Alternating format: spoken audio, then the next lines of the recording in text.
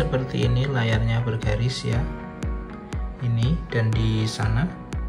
Jadi ini nanti kita akan coba buat analisa untuk penggantian panelnya. Oke, ikuti terus videonya.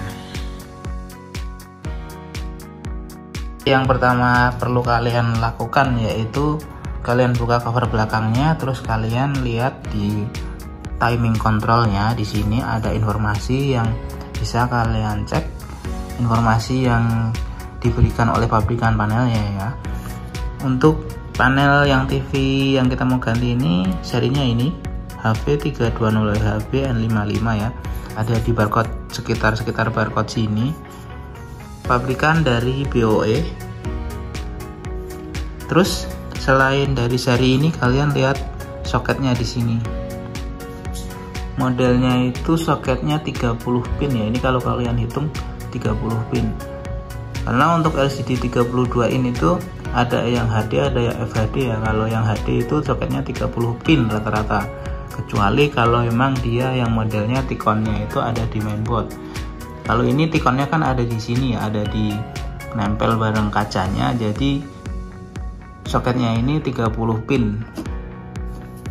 Pertama kalian dapat ini HV320HB N55 dan 30 pin. Kemudian kalian lihat 30 pin di sini ada sekring ya untuk masuk tegangan VCC layar. Jadi 30 pin dengan VCC-nya ada di kiri ya. Kondisinya begini ya. Ini kalau seharusnya saya rekamnya begini guys.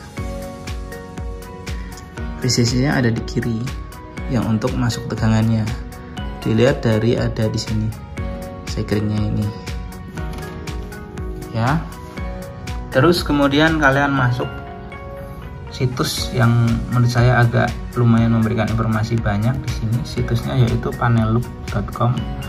Kalian masuk situsnya, masih gratis ini kalau sekarang ya, belum tahu nanti beberapa waktu ke depan. Nah, kalian langsung searching di situ untuk panel HV320WHB N55 tadi.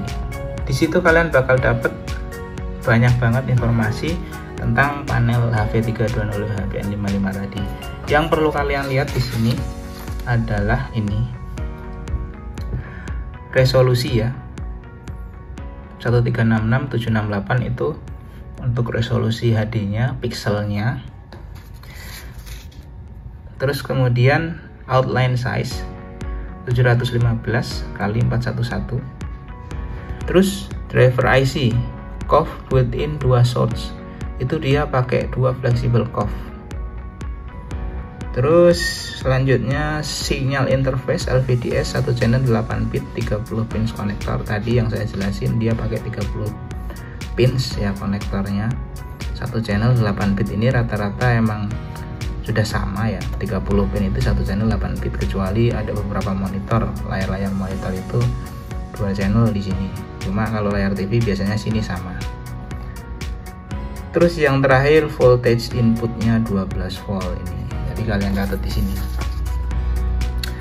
Resolusi untuk panelnya 1366768, outline-nya 715411, driver IC-nya 2 COF. Driver IC-nya itu ini ya. Driver IC itu maksudnya ini, fleksibel yang menuju ke layar. Ini ada 2. Jadi driver IC tadi COF built-in 2 source itu 2. Kalau misalnya ini angkanya 4 ya berarti ada 4 ya, ada 1, 2, 3, 4 misalnya. Kalau ada 1 juga cuma di tengah sini. Itu guys. Input voltage-nya 12, inputnya tadi yang di sini nih, yang saya sebut itu 12. Langkah selanjutnya setelah kalian dapatin informasi ini, kalian mulai hunting panelnya ya. Kalian bisa tanya-tanya di orang-orang terdekat, tukang servis boleh, atau nyari-nyari di marketplace misalnya, atau misalnya begini, nyari di Shopee. Kalian di sini mulai nyari-nyari panel mana yang cocok ya. Yang penting 32 in. Nah, kalian bisa langsung tanya ke penjualnya. Tanya ke penjualnya seri tadi ya, yang paling utama ya. Karena di sini udah jelas panel untuk 32 in belum tentu kalian ini dapat seri yang mana. Nah, makanya kalian tanya ke penjualnya. Terus kemudian misalnya kalian udah dapat jawaban dari penjualnya, ternyata panel yang dia jual itu serinya adalah seperti ini, produkan dari Innolux. Yang tadi kan BOE ya, sekarang produkannya Innolux yang tersedia dengan seri V320BJ8K01. Nah, kalian langsung masuk lagi ke panel, kalian masuk lagi untuk cari keterangan ini V320BJ8K01 ya. Kalian dapat spesifikasinya lagi ya dari seri yang diberikan pedagangnya tadi. Kalian catat lagi nih perbandingan dengan panel yang pertama kalian mau ganti tadi. Dari data ini udah saya pindahin ke sini perbandingannya. Yang pertama tadi BOE, ini Innolux ya penggantinya. Yang perlu kalian cek bener-bener itu adalah ini resolusi. Resolusi pastiin sama ya, 1366x768, karena ini nanti berpengaruh dengan tampilan gambarnya kalau terpasang. Terus yang kedua itu ini sinyal interface harus sama, LVDS 1 channel 8 bit ya. Ini karena ini sinyal gambar ya, kalau ininya beda nanti nggak bisa muncul gambarnya. Terus input voltage juga 12, tapi ini sedikit bisa diakali nanti misalnya ini berbeda. Yang penting dua ini udah kalian sesuaiin sama, apalagi kalau yang ketiga ini 12 volt sama, itu lebih memungkinkan lagi panelnya bisa langsung pasang ya. Terus kemudian yang dua ini gimana? Yang dua yang tentang outline size dan driver IC ini tentang fisiknya nanti ya. Outline size itu ukuran panelnya 715 mm x 411.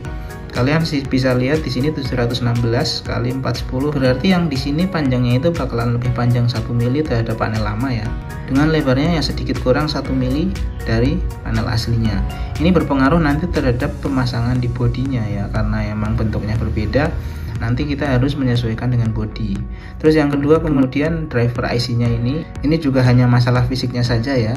Yang pertama tadi COF-nya 2 COF, yang ini 1 COF udah jelas nanti tempat COF lama itu nggak bakal terpakai, kita harus bikin COF baru karena di sini adalah 1 COF berada di tengah begitu.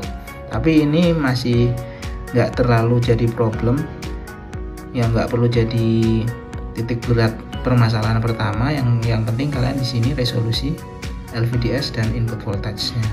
Kalau ini nanti urusannya dengan fisiknya nanti ya. Sekarang anggap saja panelnya itu udah kalian beli, yaitu dengan seri 320BJ8K01.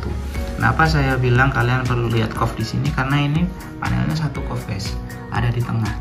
Sedangkan tadi panelnya itu 2 COF ada di sebelah, di sini dan di sini ya. Terus kemudian yang perlu kalian lihat tadi yang saya bilang yaitu soketnya. Soketnya itu sama ya, tapi tidak dijelasin di panel look tadi. Dia nggak njelasin bagaimana bentuk soketnya ya, dia hanya jelasin 30 pin 1 channel 8 bit gitu kan. Nah kalian juga perlu tanya ini soketnya bentuknya gimana ke penjualnya. Bisa sama-sama 1 channel 8 bit tapi bentuk soketnya berbeda, kalian masih ada perlu tambahan kerjaan lagi nanti kalau misalnya soketnya berbeda. Ini yang saya maksud, misalnya soketnya itu sama, kalian bisa langsung tancapkan ya. Ini yang tadi panel aslinya itu soketnya seperti ini, konektornya seperti ini. Jadi kalau misalnya panelnya itu soketnya sama, kalian tinggal tancapin aja nanti, nggak perlu ada perubahan pengaturan di soketnya ini nanti ya. Sama guys, ini bisa masuk langsung guys. Terus seperti itu, kalau misalnya soketnya sama, kalian nggak perlu repot-repot lagi nanti mengubah soket ini. Yang saya masuk soketnya berbeda itu kayak gini guys. Ini modelnya yaitu diselipin di dalamnya sini, tipe soket model clip. Kalau yang ini soketnya model tancap. Ini sama-sama 1 channel 8 bit ya, tapi yang ini biasanya Samsung ini. Nah kalian perlu lihat juga tadi yang saya bilang itu si ini sekringnya ini ada di kiri ya. Tadi sama kayak yang panel bawaan, sekringnya ada di kiri. Kalian perlu lihat, kalian perlu tanya juga, ini VCC-nya ini ada di kanan. Kalau misalnya kalian dapat panel yang satu channel 8 bit, tapi terus soketnya ini model klip begini, terus VCC nya ada di kanan, ini lebih susah lagi. Kalian jadi perlu sebuah LVDS converter begini buat nanti dari LVDS yang lama itu masuk dulu ke LVDS converter, baru bisa masuk ke panelnya karena perbedaan soket dan posisi VCC tadi ya. 12 volt tapi di sini di kiri. Kalau misalnya kalian dapat di kanan nih, lihat, itu kalian perlu sebuah LVDS converter begini ya. Jadi intinya pertama kalian cari di panel log itu spesifikasinya itu sama yang tadi saya jelasin, yaitu tentang resolusinya, kemudian sinyal interface-nya 1 channel 8 bit, terus input voltage-nya juga 12 sama, terus kemudian posisi ini benar berada di kiri sama dengan panel lamanya atau ini berada di kanan ya. Jadi kalian perlu sebuah LVDS converter begini. Terus kemudian soketnya ini kalian pastiin sama, nggak model yang berbeda begini. Atau misalnya TV kalian soketnya begini, kalian juga harus nyari yang begini biar gampang. Kalau nggak dapat yang begini, kalian harus modifikasi sedikit ya. Oke, jadi itu bagian 1 tentang cara mengganti panel. Lanjut nanti di part yang kedua.